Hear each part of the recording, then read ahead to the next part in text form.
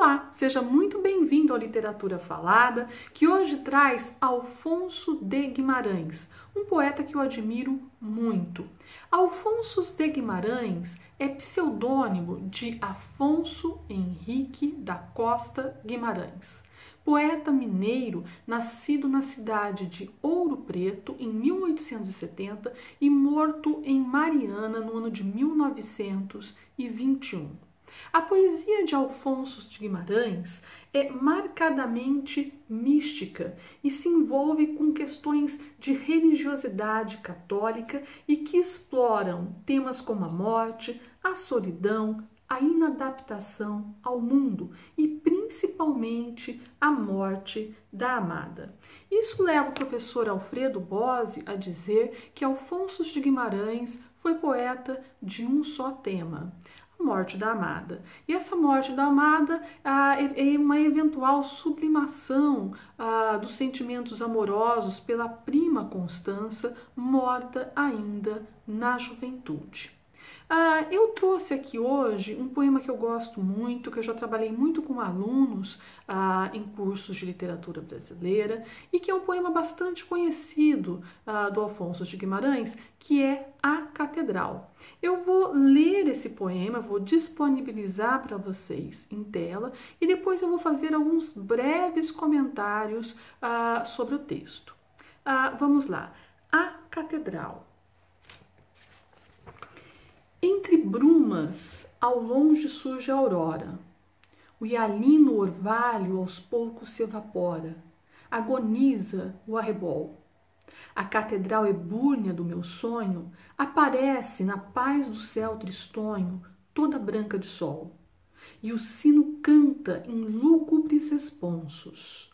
Pobre Alfonsos, pobre Alfonsos. O astro glorioso segue a eterna estrada. Uma áurea seta lhe cintila em cada refulgente raio de luz. A catedral ebúrnea do meu sonho, onde os meus olhos tão cansados ponho, recebe a bênção de Jesus. E o sino clama em lúgubres responsos: pobre Alfonsos, pobre Alfonsos. Por entre lírios e lilazes desce. A tarde esquiva a amargurada prece, põe-se a lua a rezar. A catedral ebúrnea do meu sonho aparece na paz do céu tristonho, toda branca de luar. E o sino chora em lúgubres responsos: pobre Alfonsos, pobre Alfonsos. O céu é todo trevas, o vento uiva. Do relâmpago a cabeleira ruiva vem açoitar o rosto meu, e a catedral ebúrnea do meu sonho afunda-se no caos do céu medonho, como um astro que já morreu.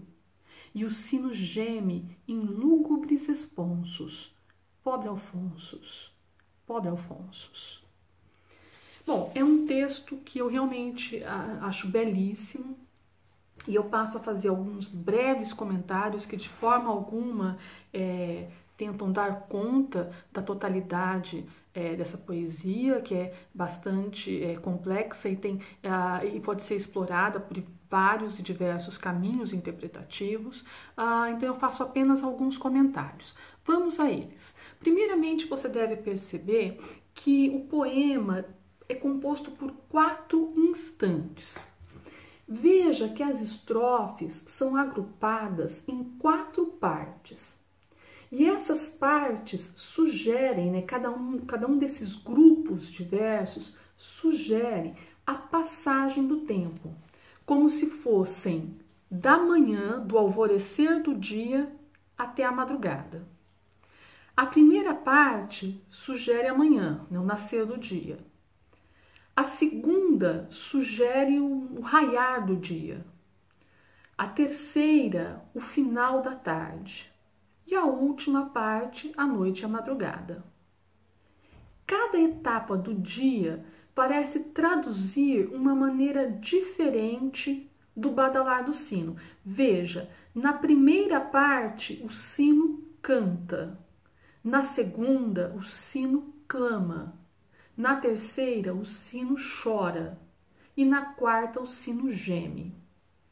No entanto, o som que o sujeito lírico ouve, que nós ouvimos, é sempre o mesmo. Pobre Alfonsos, pobre Alfonsos. Isso nos leva a perceber que, muito embora as fases do dia tenham influência direta no estado psíquico do poeta, há a persistência de um estado emocional disfórico, que fica claro por meio dos significados do que ouve por meio do badalar. Pobre Alfonsos, pobre Alfonsos. É como se isso espelhasse uma certa desilusão, tristeza profunda.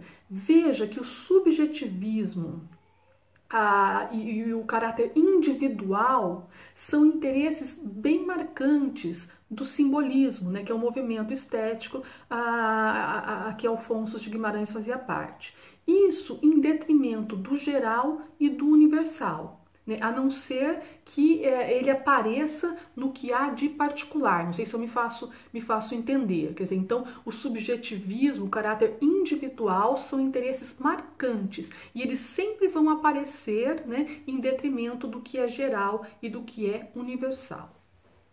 Veja que Alfonso de Guimarães faz uso intensificado da sinestesia, o que poderia ser justificado pela ênfase que o sujeito lírico dá na correspondência entre o seu eu e as diversas ordens de sensações, de percepções do mundo que o rodeia.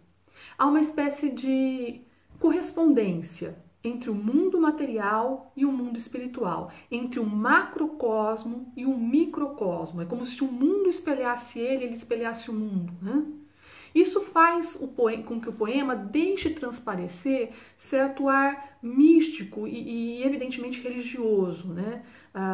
Veja que em A Catedral, além de citar Jesus Cristo, né, o sujeito lírico usa o termo responso. Né? Responso é um versículo rezado ou cantado depois da leitura de determinados textos litúrgicos. E, evidentemente, a própria imagem da catedral que dá título, né, a essa poesia. A musicalidade é uma das características mais marcantes da estética simbolista. Ela se conecta às conquistas da harmonia verbal, né, fundamentada no conhecimento do valor musical, né, dos sons, das palavras e na sua combinação, assim como na conexão e recorrência a motivos e imagens. Pensando nessas questões, eu vou fazer algumas observações sobre uma das partes do poema. É a terceira parte do poema e que é a minha favorita, eu acho realmente belíssima. Vamos lá. Veja. A tarde cai, por entre lírios e lilazes desce a tarde esquiva. Veja que o eu lírico traz duas flores para enfeitar o seu poema, lírios e lilazes. O lírio, se você for buscar num dicionário de símbolos, você vai ver que é uma flor que denota pureza. Os lilazes são flores bem delicadas, né, bem pequenininhas, e elas são roxas.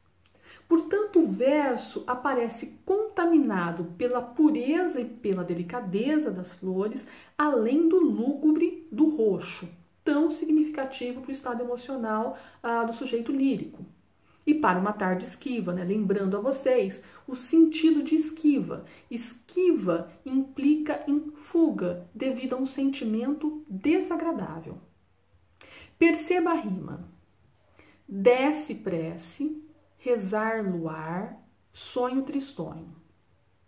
Desce prece mostra sons prolongados de s, desce, prece, que deixam ver o arrastar do fim do dia e do próprio sujeito lírico, que parece também se arrastar pelo dia e pelo fim do dia.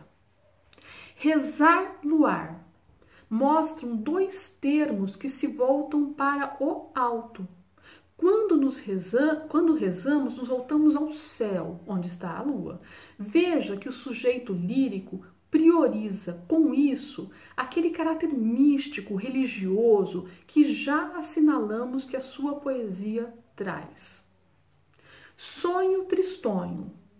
Por outro lado, mostram a oclusão sonora com predomínios dos Os. Então veja, sonho, tristonho são termos que rimam, mas que mostram, ao contrário do rezar, do luar, que aponta para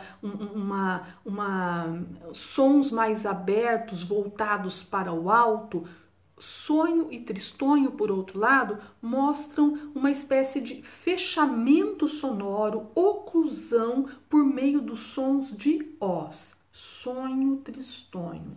Trata-se de um fechamento, digamos assim, entre aspas, que mostra a própria recolha do eu na sua tristeza solitária e personificada no meio. A catedral ebúrnea do meu sonho, lembrando que ebúrnea é um termo que se refere a marfim, que é, portanto, uma cor clara, quase branca. Veja que o termo escolhido para designar a cor traz sons que contradizem a clareza do branco. Quer dizer, por que ele escolheu ebúrnea? Ebúrnea, muito embora signifique uma cor clara, a própria palavra ebúrnea parece mais para o disfórico do que para o eufórico. Então, os termos, eles são cuidadosamente escolhidos para que a cor, né, que ele quer que apareça no texto, deixe transparecer o caráter disfórico da construção. Perceba que há certa exaltação da catedral, símbolo do religioso, e que aparece iluminada pelos céus, na forma da lua. Olha que interessante. E por fim, o seu estado de espírito aparece personificado no choro do sino. Pobre Alfonsos, pobre Alfonsos. É um texto belíssimo, eu sugiro a você que chegou até aqui que leia novamente e que preste atenção nesses dados assinalados. Não esquece de se inscrever no canal e deixa aí o seu like. Até o nosso próximo encontro.